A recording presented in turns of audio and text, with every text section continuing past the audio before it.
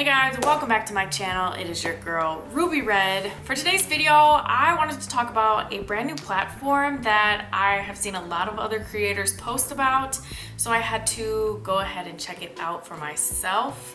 This is a new platform called DFans. So it is a creator subscription platform, similar to platforms such as OnlyFans or Fansly. So it is a platform where you can get paid to post your content, obviously through subscriptions or people unlocking or paying for specific content. It is pretty similar to that, but of course it does have a lot of differences that I actually found beneficial. So the first thing I'll talk about is that if you are a content creator like myself, I think it is important to realize that you don't have to post your content on just one platform. If you have content, if you make short form videos, long form videos, it's important for you to share them as many places as possible on your very own page on each platform. So I would say it's very smart to utilize and kind of amplify your content across many different platforms. You don't have to keep them on just one platform in order to generate revenue. When I create content on social media, I actually post them across all of my pages on pretty much every platform that I'm a part of. And so I think it's important to realize that you don't have to strictly just be on one platform, especially when it comes to this subscription-based content.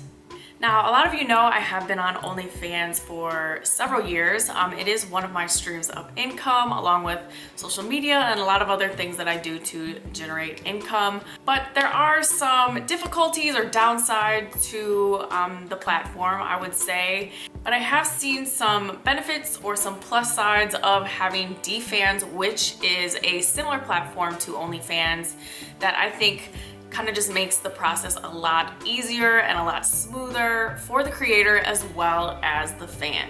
The number one thing that I see is I know a lot of creators have difficulty with the creator application process, and it's very difficult to get approved on OnlyFans. They ask for so much information. There's a lot of things missing. There's a lot of chance for you to get rejected as a creator on OnlyFans, which I feel like it should be a lot more user-friendly, but unfortunately is not.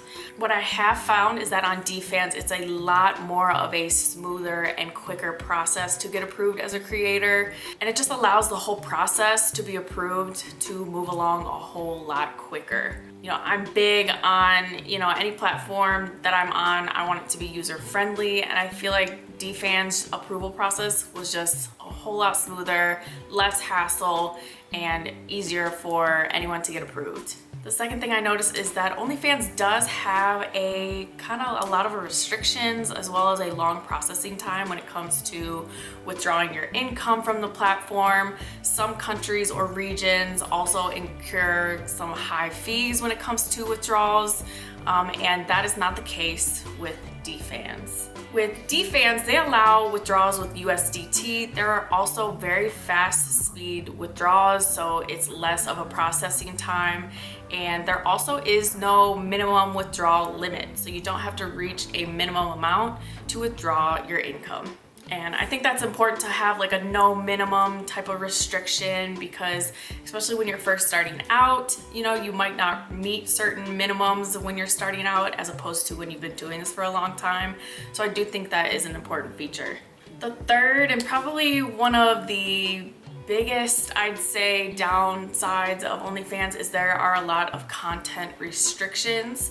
You can obviously post a wide range of content on OnlyFans, which is great. Same with other subscription platforms, but I'd say that OnlyFans has a ton of restrictions. Their kind of guidelines or rules seem to kind of be very vague and not really give you an idea of exactly what you can and cannot do. A lot of times I've had a lot of content removed off of OnlyFans as well with no warning, restrictions, and that's just not very fun when you are a full-time content creator and you're making money off your content. For it to get removed is very, very frustrating. However, with DFans, there's actually no additional review required. So you can post your content as long as it abides by whatever, national laws of wherever you reside, but there's no additional review. So there is no restricting or deleting of your content without warning or just in general, which is honestly kind of reassuring that you can really have that kind of artistic freedom to really post the content that you love making that is also just kind of an expression of whatever you want to post on your subscription platform. And I'd say the last and probably one of the major issues that I see with OnlyFans is that they have a lot of third-party intervention. As we saw a few years ago, there was actually some kind of restrictions that you couldn't post certain types of content due to, payment platforms that they were partnering with. So any kind of like other giant businesses or corporations that are kind of involved with OnlyFans could actually change their rules and change the policies that they enforce at any minute. So it's kind of frustrating to have to deal with that. 1 minute something's okay and then the next minute something's not.